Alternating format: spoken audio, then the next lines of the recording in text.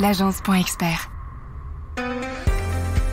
Le logo, il doit être le plus pérenne possible. On va dire qu'un logo, c'est entre 10-15 ans à peu près. Le logo, il n'est pas fait pour changer tous les ans, il n'est pas fait pour changer de couleur, il n'est pas fait pour changer de taille, pareil. Donc tout ça doit être défini au départ. C'est que toute image ou toute création visuelle est soumise aux droits d'auteur. Seul on va plus vite, ensemble on va plus loin. Je suis Rudy Brovelli, passionné par l'entrepreneuriat et fondateur de l'agence.expert, une agence de communication spécialisée auprès des experts comptables. Avec le podcast Place à l'expert, j'ai le plaisir d'échanger tous les mois avec un expert dans son domaine d'activité. Un expert comptable, un notaire, un avocat, un assureur et bien plus encore. Mon objectif est de nous apporter un maximum de solutions et d'astuces pour faciliter et pour améliorer notre quotidien d'entrepreneur. Ensemble, grâce aux conseils de nos experts, faisons décoller notre business. Et tout de suite, place à l'expert. J'ai le plaisir d'accueillir ce mois-ci Florence Megdarian, experte en identité visuelle. Elle est designer graphique depuis 2000, en commençant par des grands groupes comme Publicis ou le groupe M6. Elle s'est rapidement mise à son compte, puis a pu fonder sa propre identité pour commencer par l'agence M2BAZ, créée en 2001, qui laissa sa place au studio Mage, qui a été créé en 2011. Tout d'abord, Florence, merci d'avoir accepté cette invitation. Merci à toi, Rudy. Bonjour à tous. Et avec plaisir. Florence, moi j'ai souhaité en fait avoir un échange avec toi sur l'importance d'une identité visuelle, comprendre qu'est-ce que c'est une identité visuelle. On parle souvent en fait mais c'est quoi la différence entre identité visuelle et charte graphique? Peut-être que ce serait le moment en fait d'avoir des réponses. Ouais. Dans la création de l'identité visuelle, on ne sait pas si est-ce que le logo fait partie de l'identité visuelle, est-ce que la carte de visite en fait partie, est-ce que il y a des saisons par rapport aux couleurs, à la forme, comment on construit en fait l'identité visuelle et comment on construit un logo. Voilà l'idée en fait de cet échange ensemble aujourd'hui, c'est d'apporter, je dirais à la fois un conseil, mais surtout une méthode de travail. Oui. Pour qu'on puisse savoir comment en fait on développe cette fameuse identité visuelle, quel est son rôle, quelle est son importance, et est-ce qu'il y aurait des pièges à éviter. Voilà, c'est un petit peu l'idée de cet échange d'aujourd'hui. Donc, dans un premier temps, déjà, est-ce que tu peux nous expliquer qu'est-ce que c'est cette fameuse identité visuelle? Oui, tout à fait. Alors, l'identité visuelle, dans l'identité visuelle, il y a quelque chose que beaucoup d'entreprises connaissent, c'est le logo. Donc, souvent, on commence par définir un logo à une entreprise. C'est vraiment le point de départ incontournable. C'est le point de départ. Incontournable. Ça va être la base sur laquelle tout va reposer, tout va décliner plus ou moins de ce logo de départ.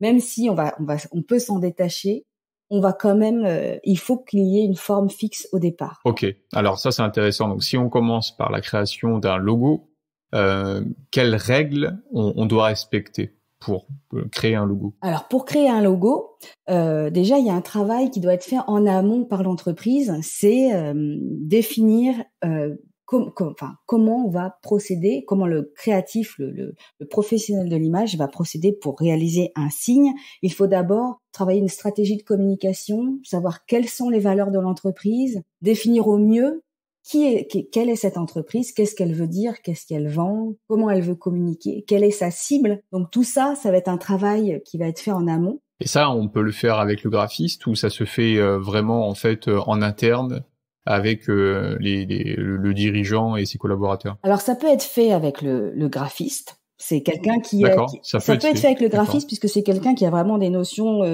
de stratégie de communication aussi en plus de visuel. Mais c'est bien aussi de le définir en amont, tranquillement en amont, en interne, ensemble. Et ensuite, petit brainstorming. et livrer une forme de brief. De toute façon, le créatif amènera toujours des choses de stratégie de communication à l'entreprise. Il sera toujours force de proposition puisque il va visualiser des choses qui sont pas forcément que l'entreprise n'aura pas forcément l'habitude de voir. Donc c'est quand même un dialogue qui est très constructif entre l'entreprise et le créatif. Mais c'est bien au départ de définir les choses, proposer au créatif et recommuniquer ensemble, échanger toujours à ce sujet. Et après, le créatif peut lui proposer des choses visuelles. D'accord. Alors juste avant d'attaquer cette partie-là, c'est vraiment, je pense que c'est une base très importante parce que si l'entreprise en amont travaille bien en fait les valeurs, le message. Tout à l'heure tu parlais de clients, donc la clientèle, même voire peut-être on parle de personnel ou d'avatar qui est en gros votre client idéal. Ouais. Donc la définir vraiment, je pense, un avis à son maximum. Hein. C'est Juliette qui a 30 ans, qui est dans une ville à taille humaine de moins de 100 000 habitants, qui, comment dire, n'a pas d'enfant, qui est actif, qui a tel type de diplôme. Voilà. Avec quel... C'est la cible. Voilà, c'est la cible. Définir la cible ou l'avatar, comme tu dis.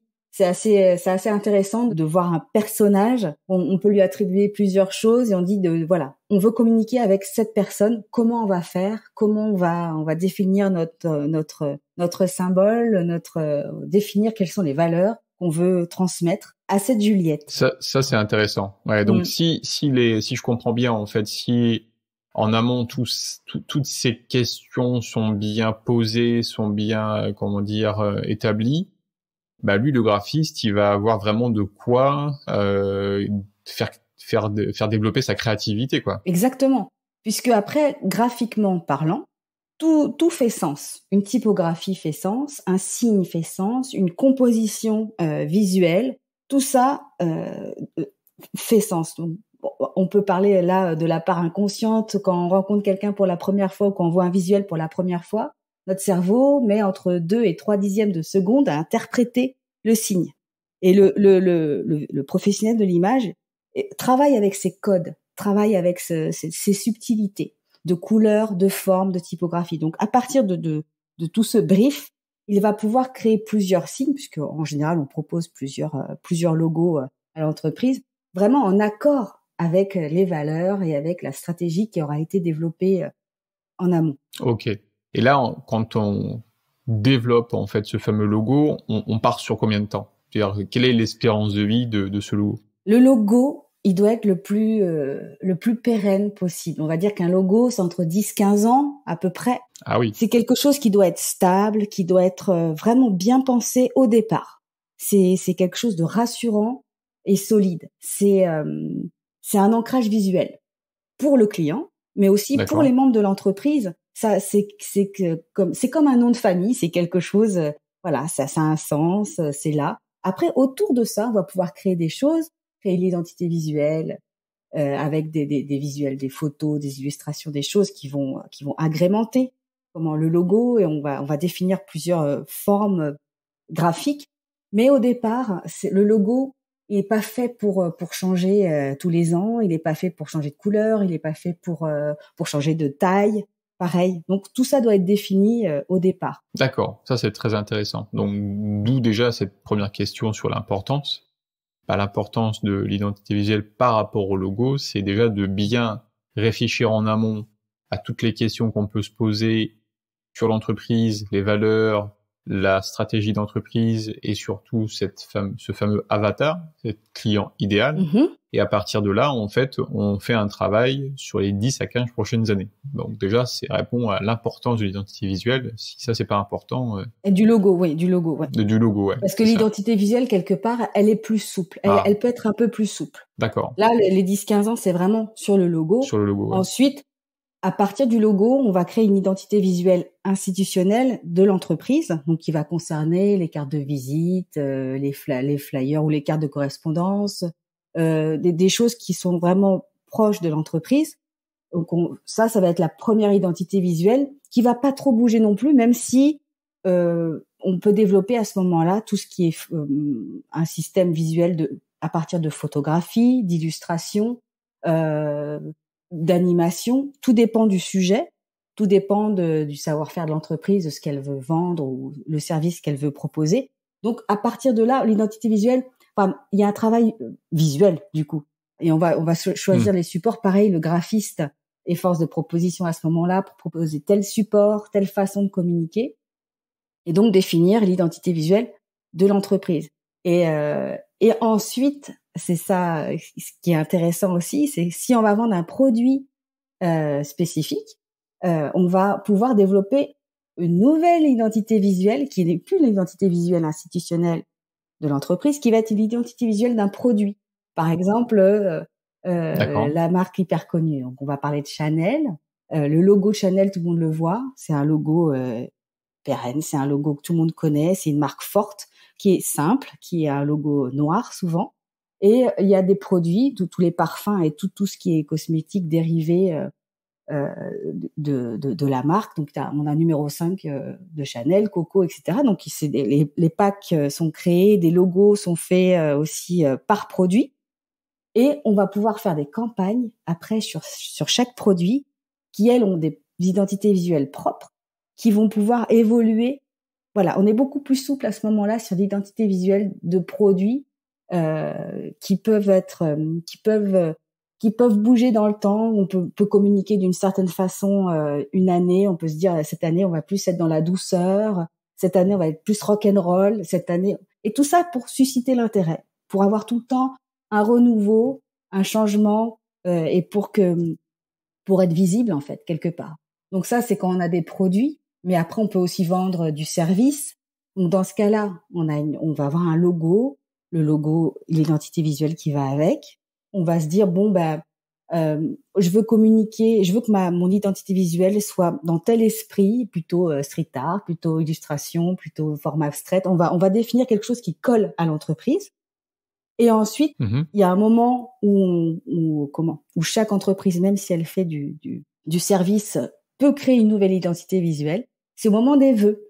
Ce moment-là, il y a toujours une nouvelle.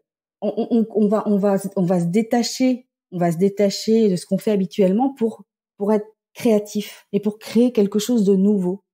Et donc, on fait souvent des motion design.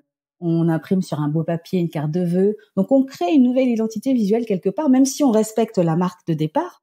Mais donc, le logo ne bouge pas, l'identité de l'entreprise ne bouge pas, mais il y a une nouvelle identité qui est celle des vœux et sur laquelle on peut encore s'amuser, être créatif et du coup renouveler l'intérêt pour l'entreprise. D'accord. En fait, tu comprends bien, c'est le visuel en fait voilà, qui change, le visuel. mais on va créer l'identité quelque chose de visuellement nouveau, ouais. Mais l'identité, voilà.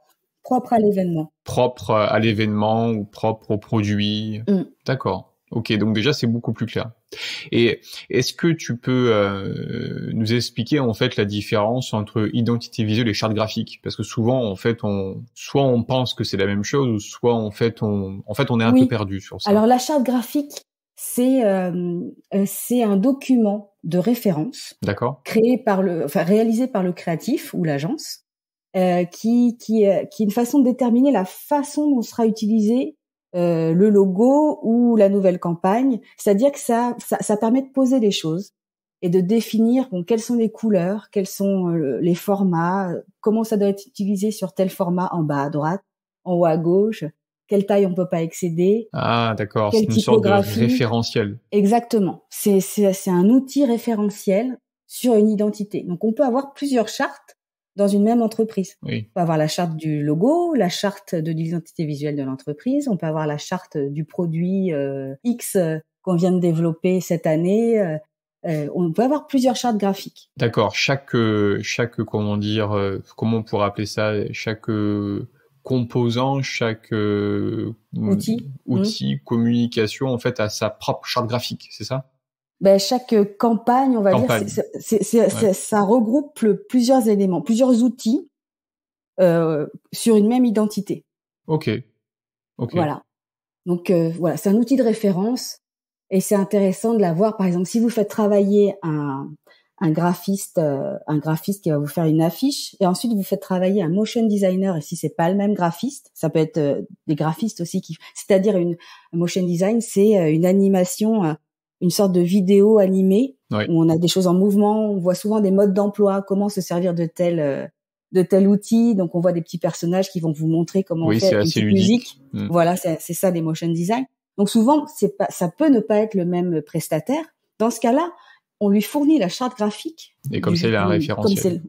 Comme c'est le même sujet, on va être cohérent sur tous les outils de communication, même si on a plusieurs prestataires. Et c'est toujours bien d'avoir une charte qui correspond au sujet. Et justement, quand un dirigeant en fait souhaite développer l'identité visuelle de son entreprise, il peut se rediriger vers quel type de personnes qui sont capables en fait de l'accompagner sur ça? Les prestataires, tu veux dire? Oui. Alors, il y a des agences qui font clé en main, qui ont tous les outils, ils peuvent faire donc la charte graphique, le logo, l'identité visuelle de l'entreprise, le rédactionnel, donc tout ce qui est texte, rédaction de texte. Ils peuvent faire le site internet, ils peuvent faire le motion design, l'animation. Voilà, ça c'est des agences globales. Ou alors, ça c'est des agences de quoi? De communication. Les agences de communication visuelle. Donc ils peuvent regrouper toutes ces. Une vision à 360. Exactement. Et après, on peut faire appel à des indépendants ou des entreprises spécialisées qui vont faire que du graphisme, que du site internet. Souvent, c'est des experts dans chaque partie. Souvent, il y a une ou deux parties. Pareil pour des rédacteurs, concepteurs. Donc, on peut faire appel à plusieurs corps de métier et avoir à chaque fois des avis différents. C'est intéressant aussi. Il n'y a pas de règles. Disons que l'intérêt, c'est de faire appel aux professionnels de chaque partie finalement. Et après, il y a interaction entre eux, d'où l'utilité. On revient à la charte graphique si vous avez plusieurs interlocuteurs aussi. C'est ça, le fameux guide référentiel. Exactement. Ouais. Puis bon, après, il y a aussi l'affinité qu'on va ressortir avec tel prestataire par rapport à un autre. Ça, c'est indépendamment en fait du choix de l'expert. Exactement. Et est-ce que une fois qu'on a développé cette identité visuelle, cette charte graphique, ce logo, les déclinaisons, est-ce qu'il y a des règles à savoir? C'est-à-dire, par exemple, si on parle de droit d'auteur, est-ce que tout à fait. Comment ça se passe sur ça? Quels conseils on peut donner en fait en amont aux dirigeants? Alors oui, aux dirigeants, ce qu'on peut dire, ce qui est très important de savoir, c'est que toute image ou toute création visuelle est soumise au droit d'auteur. Donc logiquement, un créatif, un graphiste ou une agence qui vous fait votre logo devra vous fournir un contrat de cession de droit d'auteur. Ça, c'est contrat de cession droit d'auteur, d'accord. Voilà. C'est quelque chose qui est fait entre l'entreprise et le créatif et qui définit le nombre d'exemplaires dans lequel peut être réalisé le logo, sur le nombre d'exemplaires du logo, enfin les supports, on va dire, le nombre d'exemplaires de supports sur lequel on verra le logo, la zone géographique dans laquelle il peut être utilisé. Il y a plein de notions. Après, c'est bien de se rapprocher d'un avocat en droit de la propriété intellectuelle qui va vous aider soit à rédiger le contrat de cession de droit d'auteur, soit même à vous informer au plus clair. Parce que que ce soit un logo ou même une affiche, un visuel, une illustration, pareil, est soumise au droit d'auteur. Donc ça, c'est important de le savoir en amont, puisque vous aurez forcément des lignes de droit d'auteur sur vos factures. C'est normal. Disons que tout ce qui est création d'images, est soumise au droit d'auteur. D'accord, ok. Et est-ce qu'il y a je dirais des pièges à éviter quand on se lance en fait dans la création de son identité visuelle? Le piège principal à éviter, c'est de faire tout soi-même. Ah oui? Voilà. C'est vraiment, faut faire appel à des professionnels. Vous gagnerez du temps, déjà, et vous aurez vraiment un outil professionnel. Vous aurez vraiment quelque chose qui communiquera au mieux qui vous êtes, ce que vous faites surtout, ce que fait l'entreprise, et pour se développer au mieux, pour rayonner de la meilleure façon, c'est vraiment de faire appel aux professionnels dont c'est le métier et qui vont vous guider et qui vont vous... C'est toujours... On gagne du temps, on va dire, en faisant ça, et surtout, on a un produit de qualité. D'accord, je comprends. Ouais. Donc, la partie sur l'étude en fait des valeurs, ça peut être fait en interne, donc ça peut être fait par l'entreprise. Tout à fait. Voire éventuellement, s'il y a besoin d'aide, un expert, un prestataire externe peut, suite à un petit débat, venir plutôt et commencer à structurer encore mieux en fait cette orientation, cette stratégie. Et à partir de là, après, prendre, un expert qui va, lui, en fait, vraiment, grâce à ce support, proposer, en fait, des variantes, de de logo dans un premier temps, et après, en fait, on va décliner. Donc, si je comprends bien, après le logo, en fait, dans l'identité visuelle, carte de visite, en-tête de lettre, signature de mail, tout ça, ça fait partie, en fait, de la continuité, en fait, du logo, c'est ça? Exactement. C'est ce qu'on appelle l'identité de l'entreprise institutionnelle. Et ensuite viennent d'autres identités visuelles qui peuvent être créées ou pas selon ce que fait l'entreprise.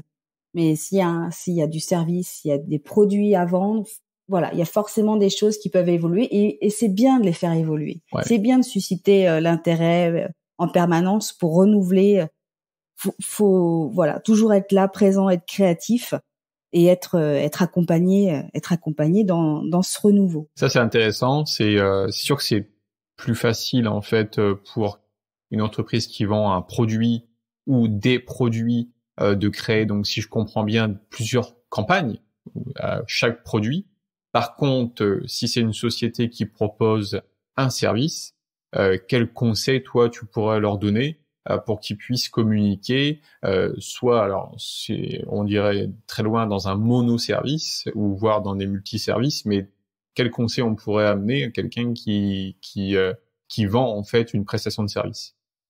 Mais pour le service, c'est d'avoir toujours ce même logo stable, Oui. immuable de départ, d'avoir une identité visuelle d'entreprise qui est assez ouverte, on va dire, sur laquelle on va pouvoir définir des visuels déjà qui collent au service proposé et qui peuvent être développés, déclinés, mais en restant toujours dans un univers, le même univers, on va dire. Quelque chose, par exemple, tout à l'heure, je sais pas si je disais aquarellé ou quelque chose qui rapproche du street art, quelque chose d'abstrait, de développer cette idée visuelle et pour avoir un tout cohérent et se dire voilà, c'est ça mon entreprise et c'est ça l'identité visuelle. Elle va pas forcément bouger, cette identité, pour le service, mais elle peut évoluer. Elle va être elle va moins être changeante que sur un produit, par exemple. Mais comme je disais tout à l'heure, au moment des vœux, là, on peut être encore créatif. On peut toujours renouveler et surprendre et susciter l'intérêt à l'extérieur, même si on fait du service. L'idée, c'est toujours de communiquer. Si on a des choses nouvelles à dire, par exemple, même voilà, on a toujours besoin de capter l'attention. Ouais, complètement. Ouais. Et le visuel sert vraiment à ça. Ok. Écoute, pour moi, c'était très clair et maintenant je comprends l'importance de cette identité visuelle dans sa structure. S'il y aurait un mot de la fin, ce serait lequel que tu pourrais transmettre aux entreprises? Faites confiance aux créatifs de l'image. Travailler l'image, c'est essentiel. C'est vraiment quelque chose qui peut pas être, c'est incontournable une fois de plus. Et communiquer par le visuel est plus rapide que tout discours. Alors faites appel aux professionnels et puis bonne création.